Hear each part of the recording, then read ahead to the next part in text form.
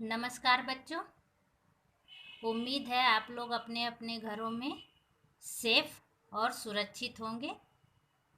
ठीक है, तो चलिए अब हम लोग आज का लेसन स्टार्ट करते हैं। तो हम लोग कौन सा लेसन पढ़ रहे थे, कौन सा पाठ पढ़ रहे थे? पाठ 3, मात्रा, शब्द और वाक्य। इन तीनों के बारे में विस्तार से पढ़ रहे थे कि ये चीज़ें क्या होती है। ठीक है, तो हम थोड़ा सा पहले रिकैप करेंगे। मात्रा, मात्रा हम क्या होता है, किसके मात्रा होता है? स्वर और व्यंजन में से किसके होते हैं? स्वर, यस। वर्ण और वर्णमाला भी इसके हम लोगों ने पढ़ा था, उसमें भी स्वर और व्यंजन पढ़े थे। ठीक है, तो आपको ये ध्यान देना है कि स्वरों का एक निश्चित चिन्ह होता है जिसे मात्रा कहते हैं, और वर्णों के मेल से हम शब्द बनाते हैं, और शब्दों के मेल से हम वाक्य बनाते हैं। ठीक है, तो वही चीज यहाँ पे हम लोगों ने मात्रा और शब्द पढ़ लिया था। अब वाक्य पढ़ेंगे। वाक्य, जिस तरह वर्णों के अर्थपूर्ण मेल से शब्द बनते हैं, उसी प्रकार शब्दों के अर्थपूर्ण मेल से वाक्य बनते हैं। वर्णों के अर्थपूर्ण मेल से शब्द बनते हैं और शब्दों के अर्थपूर्ण मेल से वाक्य बनते हैं। ठीक है, जैसे यहाँ पे देखिए दिखाया हुआ है, दो चित्र दिया हुआ है जिसके दो वाक्य नीचे लिखे हुए हैं। इसमें क्या है? सुमन पढ़ रही है। सुमन किसका नाम है? इस लड़की का नाम है। कोई ज़रूरी नहीं है यहाँ सुमन हो, ये तो एग्जाम्पल के तौर पे दिया हुआ है। ठीक है, तो सुमन पढ़ रही है। अगर हम बोले रही पढ़ सुमन है, तो क्या ये सही वाक्य होगा? होगा या नहीं? यस और नो? नो, ये रॉन्ग हो जाएगा, क्योंकि ये मीनिंगफुल वाक्य नहीं है, अर्थपूर्ण वाक्य नहीं है। तो सही क्या होगा? सुमन पढ़ रही है। मतलब पहले कोई भी संज्ञा या सर्वनाम, संज्ञा के स्थान पर आने वाले शब्द को सर्वनाम कहते हैं। बार बार मैं इसको रिपीट करती हूँ, आपको ध्यान रखना है इस चीज का। संज्ञा के स्थान पर आने वाले शब्द को सर्वनाम कहते हैं। तो संज्ञा मीन्स नेमिंग वर्ड, और सर्वनाम उसके जगह पर उसका स्थान लेने वाला शब्द। जैसे मैं, वह, तुम, वे लोग, ये लोग, वह, ये, उसका, इसके, अपना, आप, अपने, तुम, तुम्हारा, ये सारे वर्ड सर्वनाम हो गए। ये किसके बदले में हम लिखते हैं या यूज करते हैं? संज्ञा के बदले में।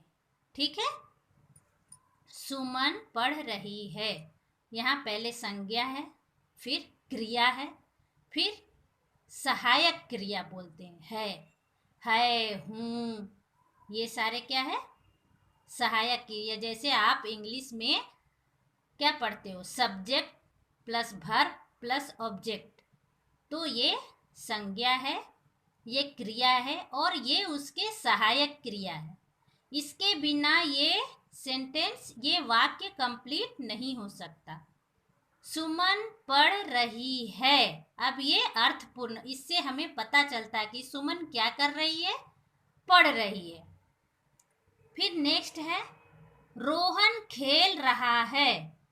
रोहन क्या कर रहा है? खेल रहा है। अगर हम बोले है खेल रहा रोहन, है खेल रहा रोहन, तो ये ना तो सुनने में अच्छा लग रहा है, ना तो पढ़ने में अच्छा लग रहा है।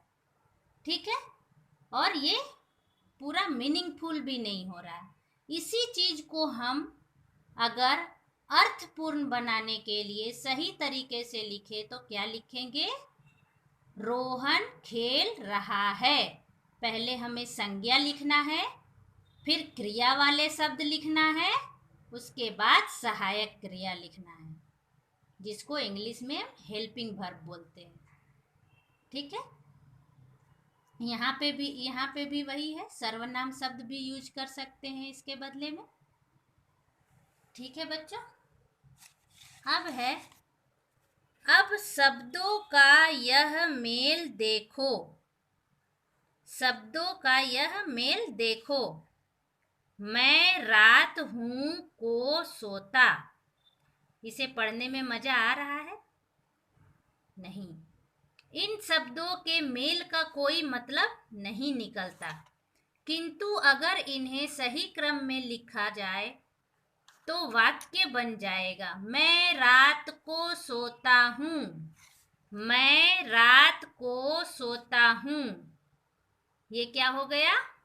अर्थपूर्ण वाक्य हो गया। इसे पढ़ने से हमें समझ आ रहा है कि कोई क्या बोल रहा है और हमें क्या समझ में आ रहा है। शब्दों के सही और अर्थपूर्ण मेल को वाक्य कहते हैं। शब्दों के सही और अर्थपूर्ण मेल को वाक्य कहते हैं। मैं इसके आगे आपको नोटबुक में सब ये लिखवाऊंगी और ये सारे जो हैं आपको याद रखना है, ये सारे। ठीक है, धन्यवाद बच्चों, नमस्कार। और आगे आपका होमवर्क है पेज नंबर 23 में, पेज नंबर 23, पेज नंबर 23 में 3 और 4 ये कहाँ लिखना है? VTB व्याकरण टेक्स्ट बुक में क्वेश्चन नंबर 3 और 4 आपको पहले खुद से बनाने हैं, फिर मैं बताऊंगी, इसको एक्सप्लेन करूंगी। ठीक है, वर्णों को सही क्रम में लिखकर शब्द बनाओ। इसे ये उल्टा लिखा हुआ है, उल्टा पुल्टा, आपको इसे सही तरीके से शब्द बनाना है, मीनिंगफुल शब्द, और ये मीनिंगफुल वाक्य बनाना है। ठीक है बच्चों, नमस्कार।